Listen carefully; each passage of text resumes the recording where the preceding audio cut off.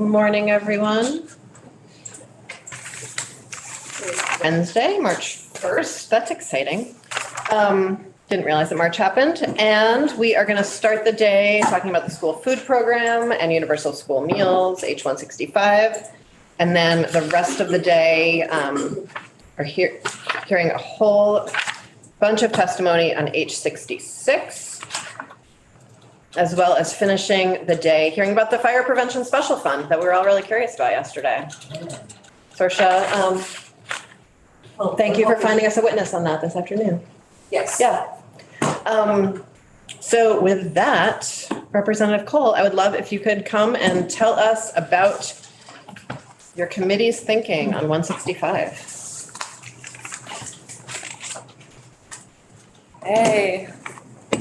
Well, thank you all for hosting me.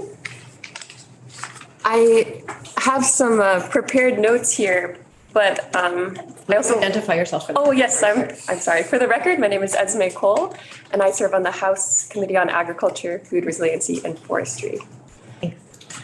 Yes, so I have a few pages of notes here, but of course, my main goal is to guide the discussion in the way that you see best fit, because I imagine you have a lot of questions, but you also have a lot of history with this bill and bills like it, S100 in the past, and you'd be wanting to understand, how it's changed as it's evolved into 165 for these universal school meals to be permanent. So feel free to ask questions at any time or whatever is the most appropriate way, I think, to go about. But I think I'd like to do that just so I don't spend time talking about things that you already know as well. But we can also dive deeper into areas that you feel like you'd want more information. So I will begin with what I have. So I'm here to speak on the Universal School Meals Bill, H165. The Universal School Meals Bill fell under my committee's jurisdiction in large part due to our new mandate to address food resiliency in the state, which includes food access. The bill's implications on Vermont farmers are profound as well, through new possibilities to strengthen institutional purchasing programs or relationships with the schools, given the universality and permanence aspects of this program. We are presented with a unique and exciting opportunity this year, given that unlike many policy decisions we are tasked to make, Vermont has undergone 3 years of a trial run of this program. Stakeholders ranging from students, teachers, administrators, and school nutrition professionals have had time to develop opinions and observe outcomes. Our committee heard testimony from each of these groups. Given the possibility that this program may be tied to the education fund, I think it's important to consider that for the many dollars we spend on a wide range of educational programming, institutional supports, teacher salaries, there exists a portion of students who are unable to take advantage of these investments because of unmet basic needs. To get the full bang for our buck in Vermont's investments in education, we need to guarantee that every one of Vermont's students are food secure. There are at least 25,000 school-aged children in Vermont right now who are not eligible for free or reduced price meals, but whose families cannot meet their basic needs and therefore are highly likely to experience food insecurity. That is about 28% of all children attending school in Vermont. And these calculations were made based on the federal cutoff of the 185% poverty line needing to be below that in order to qualify for these programs. And then the JFO's analysis of what it actually means to be financially secure enough to meet your basic needs in Vermont.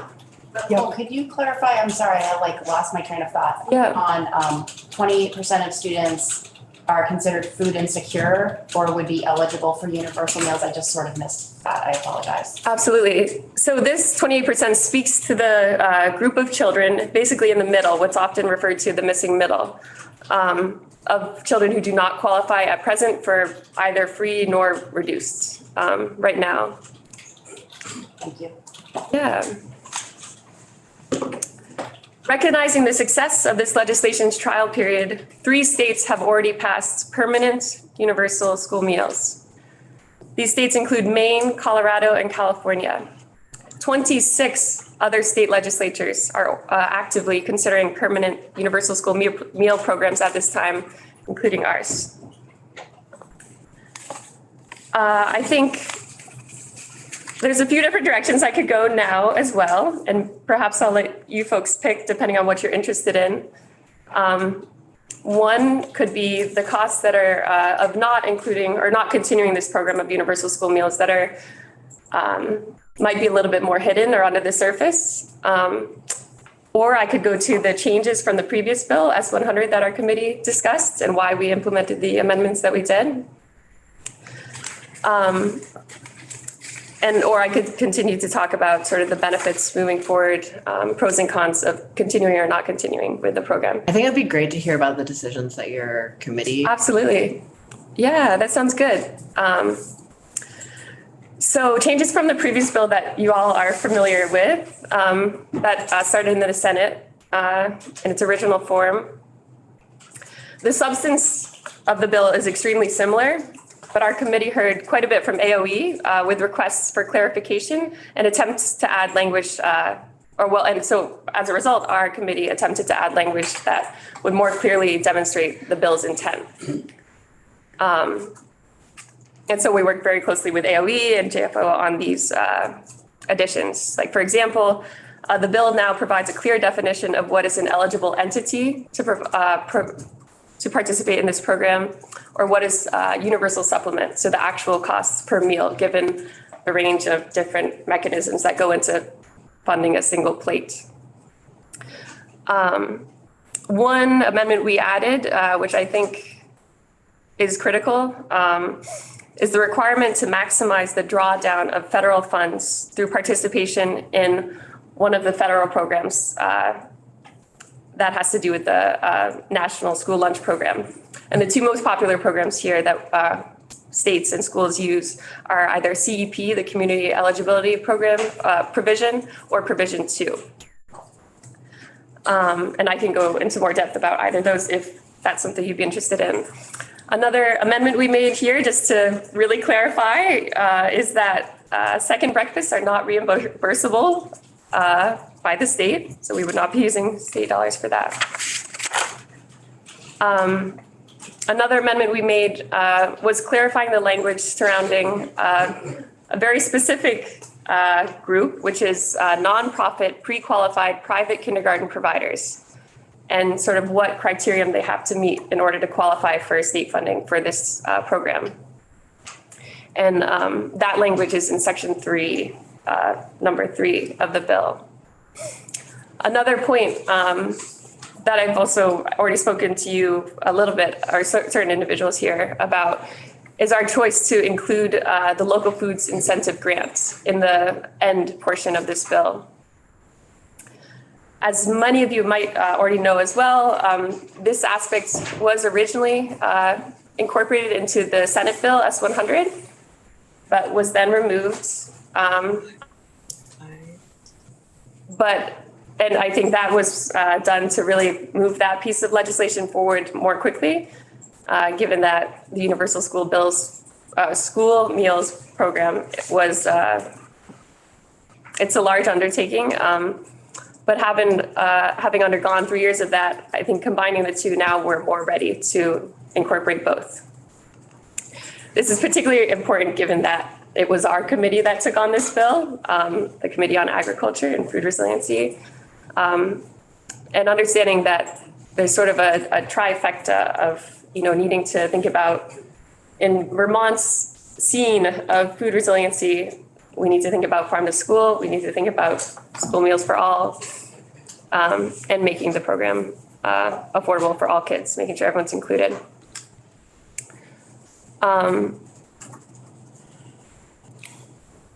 Great. I'd love to perhaps field questions on some of these amendments or further thoughts that folks have. I think I appreciate your introduction. I think the helpful next step would actually be to Absolutely. I guess through the bill, and then we might have questions after that. And Great. To go back to committee, we'll reach out to you for those. Otherwise, Representative Odie has a question before we do that. Just because I think you might know the answer to this, is for every dollar on local food, $1.60 goes into the, so how much is it 20% local food right now that's being purchased by, or 10% trying for 20? I can't remember. Unfortunately, some schools are at 20. The most successful schools at incorporating local the maximum is one school, which has reached 27% of its purchasing on local foods. But unfortunately, the majority still is too low. And the purpose of this particular grant is to incentivize more schools to get to that 20% mark of local purchasing. So that's why this piece is ultimately critical. So what are schools at, like, what's the average hour? It really varies from district to district in terms of who's taking advantage. Some are at, those who just barely do not qualify for this grant are at 14%, but next year want to get to 15%. And then I can't speak right now to the numbers of, who falls where. But I think another important point to consider is that this LFI grant, the Local Foods Incentive Grant, is new. So this, I believe it was 2021 when this was incorporated as Act 67. So this is a new program, and schools have not yet had the time or perhaps administrative capacity to take this on.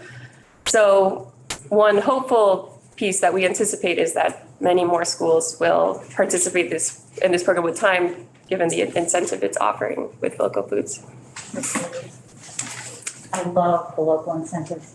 So I'm just wondering, is there anything else besides local incentives that the Ag Committee talked about, like whether you're trying to get to organic foods or where exactly the foods are coming from?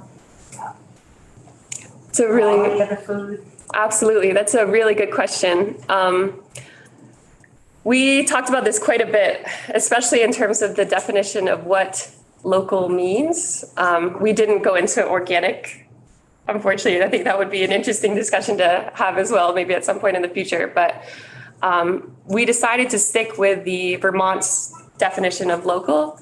And the main reason for that was to support our Vermont farmers and to reinvest that money into our economy. Like that statistic you mentioned, that for every dollar spent, $1.60 goes back to Vermont's economy, which was a statistic calculated in 2016. So I imagine with inflation, those numbers actually would be quite higher.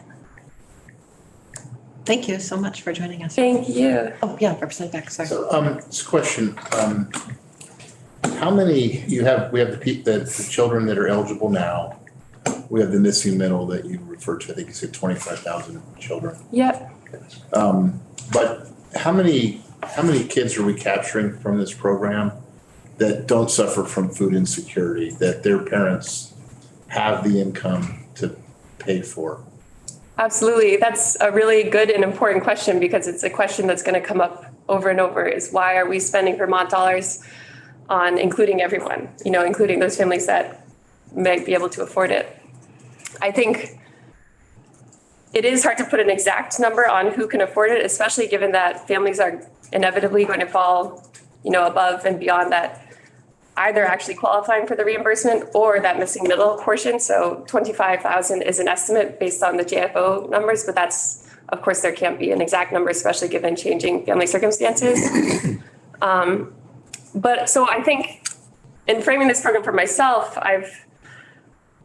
rather than thinking about numbers of breaking it down, like who can afford it, who can't, and who might benefit, I've been thinking about what are the benefits of including that population of students who can afford to pay versus what is the cost of not including them, and separating out, those who can from those who can't. And I think that's an important policy decision, which I'm happy to speak to if you'd like. And sort of Yeah, I'm just kind of curious what a number is. Unfortunately, I don't have. We know we got 25,000. We know how many kids qualify for FRL. So the delta between that and 85,000 is. Yeah. I'm curious what that delta is. So I think, and perhaps JFO could speak to this a little bit better, but I would imagine it's sort of the calculation of just whoever's left over, though that's still a bit, it doesn't really speak to the, changing nature of who ebbs and flows out of that category of the missing middle, basically the 25,000. Okay, well, maybe JFO is. Yeah. All right, thank you. I know we want to move on, so I can do that, or I could speak to some of the costs of not including that population of kids who can afford it, or families who could afford it, and the savings of doing that, and sort of why I'm highlighting these numbers in the first place. Sure, yeah, that would be great. Thank you. So whether we choose to continue this program or not, according to a 2021 report done by the Agency of Education, an estimated $2.3 million is already being spent by schools currently offering universal school meals. So that includes all children, and regardless of our choice to continue or not, that cost is reflected in the school's budget, and then indirectly that's coming out of the education fund, which plays a role in the net additional costs of what we're actually paying for this program. It's also important to consider that we've done this for 3 years. And so in part of considering what the cost would be of going back and implementing old administrative practices, I think those costs should be accounted for as well, but might not be obvious at first glance. And also going back, looking at that 2.3 million number of schools who were instituting or implementing universal school meals prior to the implementation of the federal program and COVID relief. Having been doing this for 3 years, I imagine that more schools are going to do this independently, in addition to the ones that already were before the pandemic, because now they've sort of had a literal taste of it. I don't mean to be corny, but and the benefits that it offers. So that is something to consider there. Another cost that might not be quite obvious on the surface is that unpaid meal tabs are coming out of our state's budget. So in addition to being sort of a punitive and embarrassing practice in the process of collecting these tabs from families who can't unfortunately afford it, that tab is already coming out of the state's budget. There's also the administrative costs and salaries of folks that are responsible for chasing down basically the kids who need to pay for it, and even just, those who don't, but are applying for the program or might be interested. A portion of hidden savings that might not be obvious at first glance as well is the fact that in 2024, a new eligibility criterion for the federal incentive program, the community eligibility provision, will be implemented so that students who fall or who are covered by Medicaid will automatically be allowed to count toward the school's CEP program, meaning they get the maximum federal reimbursement for meals provided. So that number of CEP schools in Vermont, I anticipate, will be higher than ever before because of this new federal provision, meaning that, I guess I'll just leave it at that. But thank you. Thank you. Absolutely. Representative Anthony. Thank you. You haven't mentioned, I think, except in passing, the Vermont Department of Agriculture. Is there nothing that they do or have access to which would further incentivize the local product acquisition feature of the bill? I'm kind of surprised because, they have a connection to the federal Department of Agriculture. I would have thought there would be some flow of money that could be applied to this project. Absolutely. Yeah. I didn't hear it, so I don't. Yeah. I mean, I completely agree. I think all of us would want that piece to be bolstered, as significantly as possible. We're also at the same time trying to balance not asking for more money, basically, for this program. So the LFI grant, we're at this point going to make a budget request, as has been done in previous years, for $500,000 for that particular piece. But I completely agree in terms of returning dollars to Vermont's economy. I would love to bolster this program even further. And perhaps JFO or other presenters can speak to sort of money mechanisms that we can work to increase the relationship there. Really need to move on though. Sorry. Of that 30 million, is that all raw material food? Is it, what is it buying exactly? Is that funded from the general fund? Oh, you mean the request in the bill, or you mean the 27 to 29 million? Yeah, the local buying part that you're putting in your budget memo that you're. Yes, that was a part of the general fund in the past, and we're going to again ask for it in the governor's budget from the, and for more information on that particular program, that was under the umbrella of Act 67, which goes into detail about sort of the funding mechanisms behind the local foods incentive program. But yes, the general fund, I believe, was where that was coming from. You mean the other thing, the thing that you just talked, the 500,000? Yeah. No, great, but what I'm wondering about is of the money for universal school meals. I don't know if you know this, I don't know. But we know that some of that money is used for the local person, local under Vermont law, how that's defined, okay? So are all the products being purchased, are they like milk and then you can turn them into something, or is it like prepackaged chicken nuggets? I'm just wondering what are you buying? What are It's a really good question. And so it's the whole, so it's the whole program basically in itself from start to finish, including food, but also including the people who make the program run as well. So it's comprehensive there. But I will say that the LFI is separate. Unfortunately, it stands on its own. So that is not a part of it's a separate, ask on its own, basically. Thank you so much. Thank you. Representative Brannigan? You're muted. There, how's that? Can you hear That's me now? perfect. Yes. Well, I tell you, I'm getting to be such a technology whiz here. Oh, woo-hoo. We are glad for that. Not true, actually. But anyway, I wanted to, before we lose our guest, I wanted to mention that the biggest chunk of successful industry in Vermont agriculture is, of course, the dairy industry. So we don't want to forget them. And I think actually purchasing those products would probably be the easiest. So I'm thinking of cheese, milk, chocolate milk, cottage cheese, ice cream, yogurt. All those products are processed, are produced from the cow and then processed in dairies across the state. So I'm not sure if the committee the Ag Committee has already discussed this, but I think it would be a really good place to start. Those products are right next door to us. So that was my comment, Madam Chair. Thank you.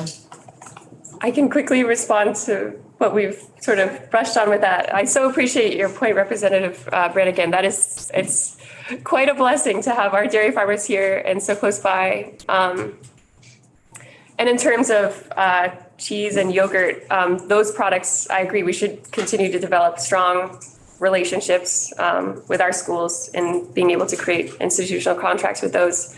The milk portion is a little bit more complicated in that, according to the Vermont definition of local, the product needs to be processed in state, or it's a complex definition for sure, but because all milk from Vermont schools comes from Hood, which is based in Massachusetts, it's a little bit more difficult to include that specific piece in the universal or in the local foods incentive grant. But to each of the other dairy products you mentioned, that's absolutely a possibility and should be a priority. But there used to be several producers who pasteurized and bottled milk here in the state.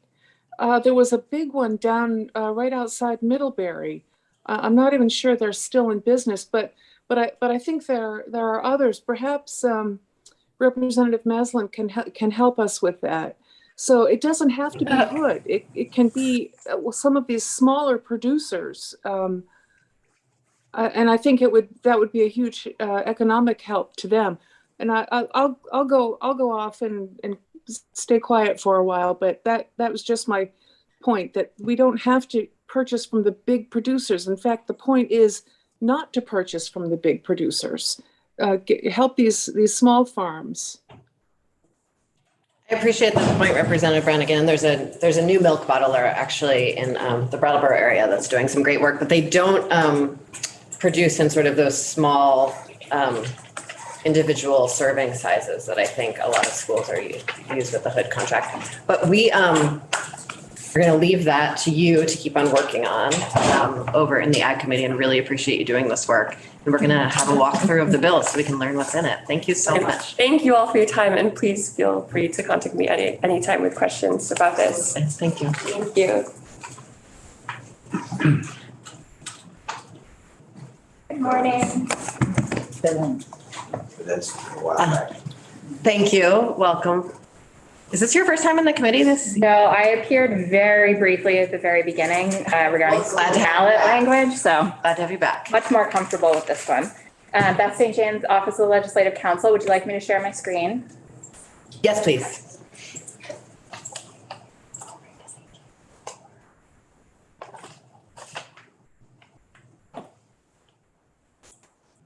And Representative Brannigan, when Ms. St. James is sharing her screen, you're going to be tinier to me. So if you're raising your hand and I am not noticing, please feel free to unmute and say something. Thank you.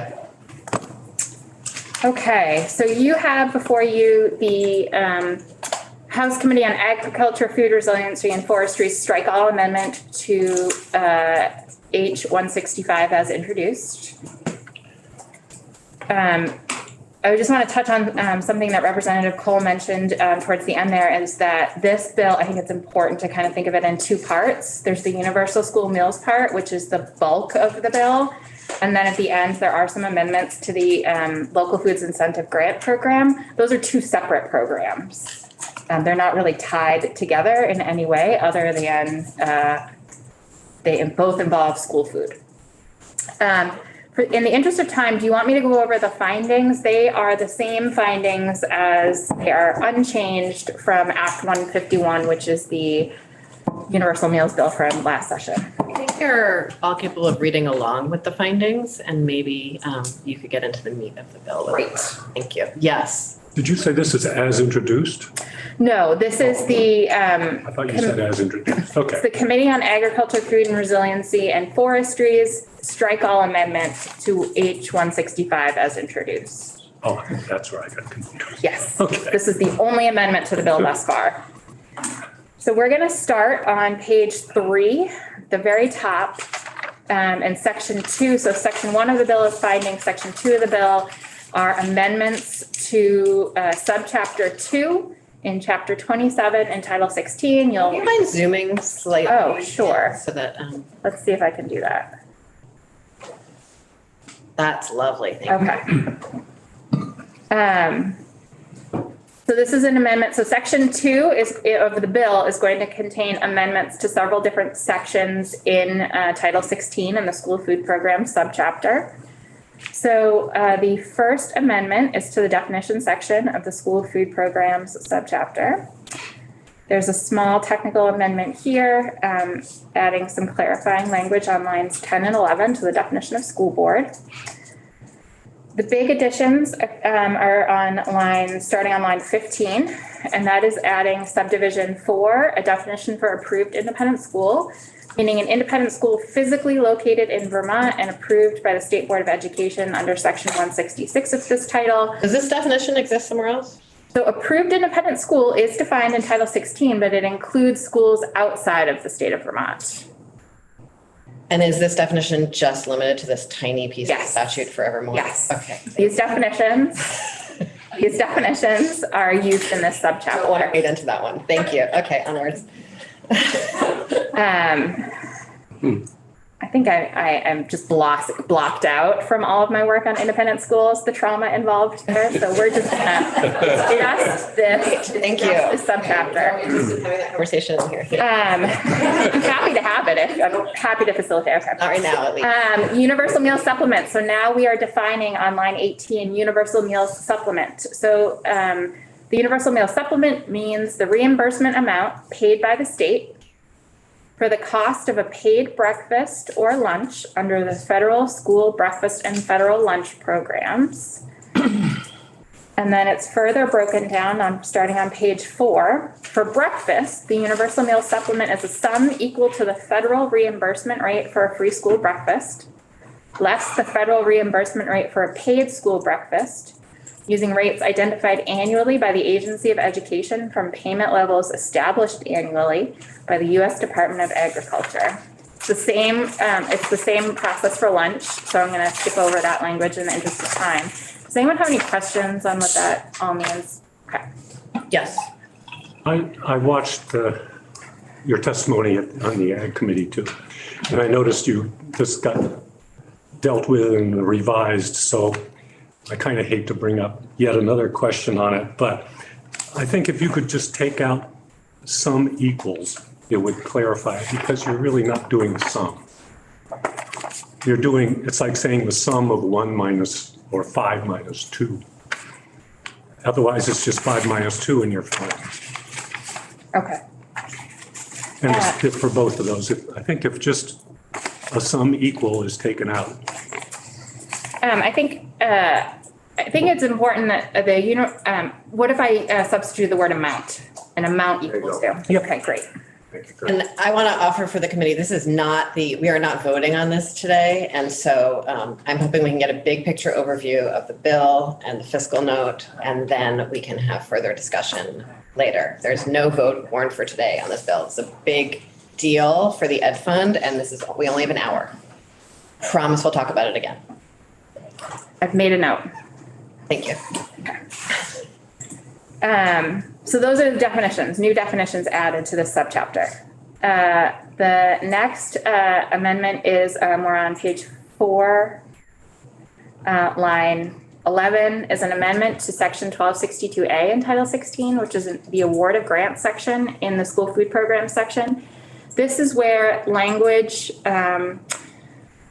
similar to the definition of the universal meal supplement that we just went over appears for the rest of the school food programs.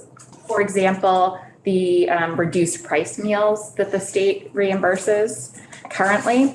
This statute is where that language lives. Instead of putting similar language in the school foods program subchapter, you'll notice that what we're adding is subdivision or subsection E, which says universal meal supplements, we've already defined it, shall be awarded in accordance with section 4017 of this title. That's a new section that we're going to look at that's in chapter 133, which you all should be very familiar with. It's the education funding chapter. And that has putting the language about reimbursements in that chapter of Title 16 allows it to be usable an allowable use of the education fund, and we can go over that when we get there. The next section is the school food program section. We're on line 16 of page 4. This is the program. This is the Universal Meals Program. So on page 5, line 3. So the above subdivision B that we're adding is language about public schools offering federal meals programs to children that qualify for free and reduced price meals. Now we're adding language about the universal meals. So in addition is referring to those free and reduced price meal offerings. Each school board operating a public school shall cause to operate within each school in the school district the same school breakfast and school lunch program made available to students who qualify for those meals under, and I'm just going to say the federal meals programs, each is amended, for each attending student every school day at no charge. So this language says public schools have to they have to participate in the federal meals program, and they have to offer those meals under the federal meals program to every student attending every day at no charge. At the very end of line 7, moving on to line 8, there's similar language to address approved independent schools. So an approved independent school operating a school lunch and school breakfast program made available to students who qualify for those meals under the federal meals programs shall offer the same to each attending student every school day at no charge in order to qualify for the universal meal supplement. So approved independent schools are not required to have an approved or a federal meals program. But if they want to qualify for the universal meal supplement, they do have to have the the federal meals program. And then C, subdivision C on page 5, line 13. This language remains, I believe it remains fully unchanged from Act 151 last year. And it is ways that schools can seek to achieve the highest level of student participation. You'll see that schools are, so public schools and approved independent schools shall seek to achieve the highest level of student participation, but they may do any or all of the following. So these are just suggestions for how to achieve the highest level of student participation. Providing breakfast meals that can be picked up by students, making breakfast available to students in classrooms after the start of the day, and for school districts, collaborating with the school's wellness community advisory council. And then at the very top of page 6, a school district and an approved independent school shall count time spent by students consuming school meals during classes instructional time. All districts have wellness advisory. Sorry, I'm sorry. I don't know if they all have them. I can follow up with you for the sake of time, but it's only, I believe that section is only applicable to public schools. Okay, thank you. But I will follow up on that. The next change here is page 6, line 5. We're still entitled. Can you just give me another paragraph on that last one about the instruction time? Can you just explain that a little more, why that's in there? Well, I can't explain the intent behind it. Never mind, then we'll get it later. Well, but I can explain that students are required to be in school for a certain amount of hours each day to meet student attendance requirements, and then a certain amount of days per year. And so this is required to be counted as instructional time. I see, okay. The next section is, we're still in the school foods program chapter, subchapter in Title 16. This is a repeal of the exemption of section 1265. So currently there is an exemption process in state law that allows a public school to opt out of participating in the federal meals program. This section was suspended for this current school year under Act 151, last year's universal meals program. And so H165 and this amendment proposed to repeal the exemption altogether. Representative Sims. This may not be a question for you, but do you know how many schools were taking advantage of this? I do, only through AOE's testimony on this bill. And I believe prior to Act 151, there were only, I think, 2 schools that were taking it, that were using the exemption. I don't know what's happened to them this past year. And we can have witnesses and discuss that. Okay. Any questions on the exemption? Okay. We are on page 7, and so we're out. We're still in Title 16, the education title, but we are out of the school foods subchapter, and we are into Chapter 133, which is the last chapter in Title 16, which is all about the education fund. And so here we are adding the universal meal supplement and how those supplements are calculated and provided. So because that definition of universal meal supplement was only applicable to that subchapter in the school food subchapter, we're just referring back to it here. So we're incorporating that definition here so we don't have to repeat the language. You'll see coming up, spoiler alert, there is some repeated language and there was a policy choice made to keep it in, and I'll point that out here. What is the universal meal supplement? How is it paid? So for public schools, from state funds appropriated to the agency from the education fund for the universal meal supplement, the agency shall provide a universal meal supplement for the cost of each meal actually provided to each student in the district during the previous quarter when meals are offered to all students at no charge. And then it refers back to the school food program language that we just walked through of this title. Page 8, reimbursement from state funds shall be available only to districts that maximize access to federal funds for the cost of school breakfast and lunch by participating in the community eligibility provision or provision 2 of the federal meals programs, or any other federal provision that, in the opinion of the agency, draws down the most possible federal funding for meals served in that school. The start of each school year, the Agency of Education may require that a school food authority requesting the universal meal supplement begin a new cycle of the relevant federal provision and group sites in a manner the agency determines will maximize the drawdown of federal funds. Any question about this language? Okay.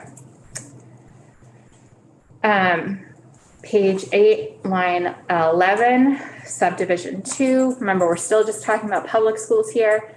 Second, breakfasts. Is that breakfast after the bell? No, well, maybe. So I would encourage you to hear from AOE on this, but there is when under the federal regulation here that I cited to, once all breakfasts have been served, if there's leftover food, they can continue to serve it, and that counts in ways towards the federal program. And so this is saying you can't, those breakfasts after everyone's had their one breakfast are not going to count for reimbursement. In the federal regulation, they actually don't refer to it as second breakfast. I believe they refer to them as excess breakfasts. But this was the term that I believe everyone was more familiar with. It's very charming. Thank you. There was a grave concern that this was students eating at home and not being able to eat at school, and that's not what this means. Okay, thank you. This is a big one. Subdivision 3, line 13. A nonprofit pre-qualified private pre-kindergarten provider, that is language taken from the pre-kindergarten statute, that is qualified pursuant to subsection 829C of this title, which is the pre-K statute, and is not also an approved or recognized independent school, so we're talking about like a daycare center here, is eligible for the universal meal supplement under this subsection if it operates a food program under a public school food authority. Does anyone want me to break that down any further? Okay. Is that like a community center? No, this would be, Okay. so for pre-K in the state, publicly funded, the state provides up to 10 hours for 35 weeks a year, 10 hours a week for 35 weeks a year at either a publicly run pre-K program or a pre-qualified private pre-kindergarten provider. Some of those pre-qualified private pre-kindergarten providers are in approved and recognized independent schools, and you'll see when we get to the approved independent school section, they're accounted for there as well. So in this section, we're really talking about private daycare providers who run a pre-K program and who also operate a school food program under the umbrella of a public school food authority. Yes. What this says nonprofit. And that is because only nonprofit programs qualify for the federal meals programs, are allowed to participate. And so would be under the public school food Correct. authority. Yes. I would encourage you, if you're interested in this, to hear from the agency on what this actually looks like in and how it came, why they're recommending that you address this language specifically. So that's all for public schools. Going into approved independent schools, it's very similar, but there are some differences to account for the fact that this bill, as did Act 151, does not authorize the state to pay for every meal provided in an independent school. It's just for the publicly tuitioned students. So from state funds appropriated, so we're on page 8, line 19, subdivision C1, from state funds appropriated to the agency from the education fund for the universal meal supplement, the agency shall provide a universal meal supplement for the cost of each meal actually provided, moving on to page 9, to each qualifying student on public tuition when meals are offered to all students at no charge pursuant to, and then referring back to the school food programs language. So in order to participate in the federal meals programs, these independent schools have to offer everyone a meal at no charge, but the state is only reimbursing or providing the universal meal supplement for students who are publicly tuitioned. Line 3, if the approved independent school participates in the food programs, this is site under a public school food authority. So they can have their own school food authority, or they can participate under a partner public school food authority. The public school food authority shall be reimbursed only for students attending the approved independent school on public tuition. This language came out of AOE's request for clarification last year because the language in Act 151 was not specific to whether the independent school operated under its own school food authority or a public school food authority. So the agency included all meals if they were provided under in an approved independent school that was operating under a public school food authority. So this clarifies that even if the approved independent school is operating under the public school food authority, the state is still only reimbursing for the publicly tuitioned students. Subdivision B on line 7. If the approved independent school participates in the community eligibility provision or is in a year other than a base year of provision 2, and this gets into how is AOE calculating, figuring out the publicly tuitioned students. So the school shall provide the agency with the number of You students. don't need to read it. If you explaining the paragraph, Great, I think it's perfect. more useful than reading the paragraph, and then we can read the paragraph. Great, so this is how the agency will calculate out the tuitioned students. Subdivision B, line 7, page 9, is the process that the agency will use to calculate the number of publicly tuitioned students at an approved independent school that will receive the universal meal supplement, depending on where they are in the federal programs and how that data is captured at any given moment. Thank you. So again, second breakfasts do not qualify for reimbursement. And then students attending an approved independent school on public tuition, I'm on line 18, shall include a pre-K child if the approved independent school is also a pre-qualified private provider and the child's school district of residence pays tuition under the pre-K section. So pre-K children are automatically captured in the public school language because they are part of the school. That was not so obvious for the approved independent school piece. So this is treating pre-K students in an approved independent school as a publicly tuitioned student.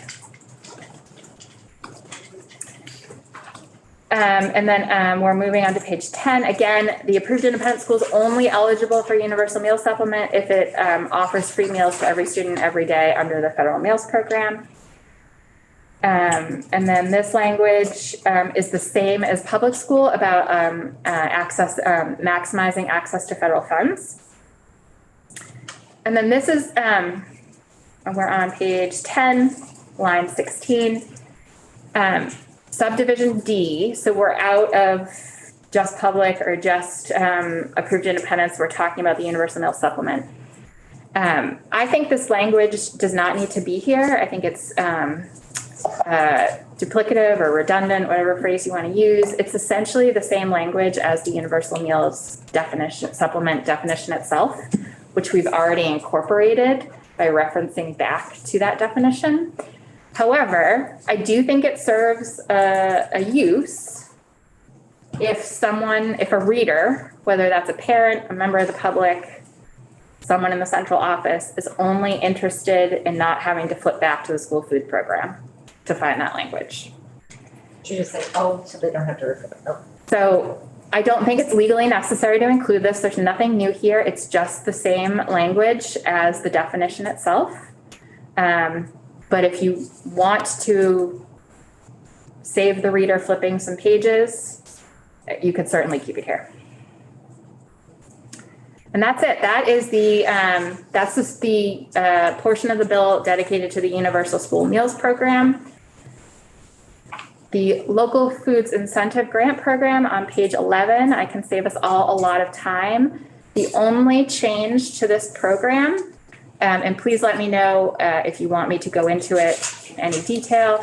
But the only change here is currently this program, only public schools are able to participate. And so the change here is allowing approved independent schools that qualify for the universal meal supplement may also participate in this grant program.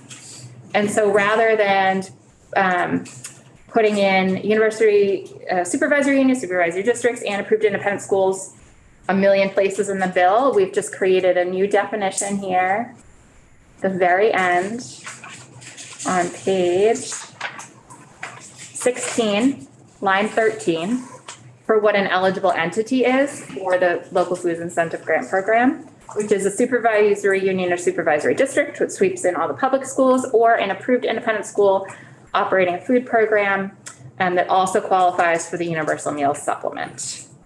That's the only change to the incentive grant program. And then the effective date, the last section is currently, it shall take effect on July 1, 2023. Thanks. Any questions from anyone? And again, is not going to be our only time on this bill. Okay, Great. Thank you.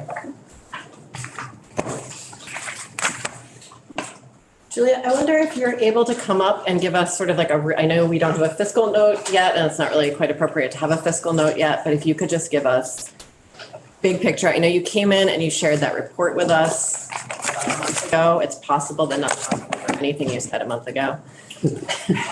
So really just sort of a refresher on the big picture of this would be helpful. And then we can have you back in to dive in deeper.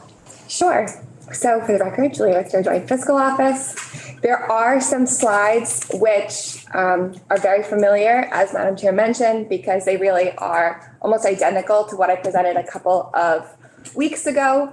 Really the biggest difference is we've made a couple of adjustments to reflect the changes that the House Committee on Agriculture has recommended.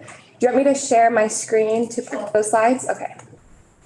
So for folks watching at home, those slides are on the committee page under my name, but I guess you see them anyways. So as I mentioned, it's gonna look really familiar. And I just have really 2 or 3 slides here just to remind you all what we're talking about with respect to the fiscal impact. So we see really 4 primary cost factors that drive the cost of a universal school meals program. And so I'll just go briefly through, and they're not listed in order of importance, but just to keep them in mind. So first is the overall student participation rate. So this is how many kids are eating meals each day. As you would likely imagine, higher participation leads to higher costs to the state because there's just more meals that are being served. The second is the percent of participating students who are eligible for federal free and reduced meals. This is referring to those federal dollars that are being drawn down that Beth and Representative Cole were talking about. So a lower percentage of students eligible for the federal meals programs leads to higher costs to the state because that delta is bigger that needs to be made up. And the inverse would also be true. A higher percentage would lead to lower costs. Yes. So the more kids who are eligible to draw down federal funds, the lower the cost to the state. All of these could be flipped on their head just for consistency's sake. I'm talking about what's going to drive the cost up, but we could also be talking about what would drive the cost down. So the difference between the federal school meal reimbursement rates, so a larger difference between the reimbursement rates leads to higher costs to the state. The inverse is true, smaller difference, lower costs to the state. And lastly, the number of eligible entities that are available to receive the universal meal supplement. So the more eligible entities, the higher the costs. The inverse is true, the lower the eligible entities, the lower the costs. Pause there if there's any questions about the primary cost factors. Yeah. So this reimburses the amount that for free food total would be the total amount. but that's not necessarily the real cost of a meal for the school. So if inflation continues, then cost of the real meal might go up, but the reimbursement will stay the same from the feds. So great question. The reimbursement rates change every year from the federal government. So what we're really talking about here is the difference between the paid rate from the federal government and the reduced price rate. Because as I think you've heard from the earlier testimony today, there's the free meals, which has the most amount of federal funding.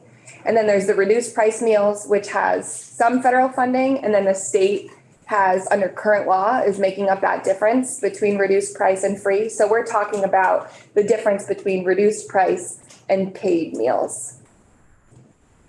And that reimbursement rate changes every year from the federal government, but in the manner that if the reimbursement rate were to be